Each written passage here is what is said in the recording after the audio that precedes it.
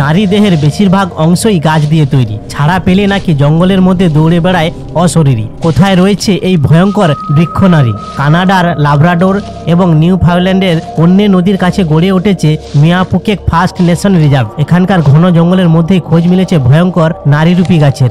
মিয়াপুকেক রিজার্ভে ঘন জঙ্গলের এমন একটি গাছ রয়েছে যার বাকল গুড়ি বেরিয়ে এমন আকার ধারণ করেছে এক নজরে, যা দেখলে মনে হয় গাছটি কোনো নারীকে নিজের ভিতরে টেনে রাখার চেষ্টা করছে। নারীর দেহের সঙ্গে গাছটিকে আলাদা করা যাচ্ছে না। পা দুটিও যেন গাছেরই অংশ, কোমর, পেট থেকে গলা পর্যন্ত যেন গাছের মধ্যে ঢুকে রয়েছে। তবে নারী দেহটি মুন্ডুহীন। গাছটি সোজা দাঁড়িয়ে থাকলেও নারীর দেহটি বেঁকে গিয়ে বাঁ দিকে হেলে রয়েছে, যেন গাছ থেকে নিজেকে আলাদা করার চেষ্টায় ছিলেন ওই নারী। মাথা আলাদা করতে পারলেও দেহের সর্বাংশ আটকে পড়েছে গাছের ভিতর। গাছের বাইরের দিকে মাথা বার করতে গিয়ে তা কাটা পড়েছে বলে মনে করা হয়। জঙ্গলের ভিতর বহুদিন এই গাছ থাকলেও তা নজরে পড়ে 2022 সালে। ভিডিও ভালো লাগলে লাইক এবং সাবস্ক্রাইব করবেন।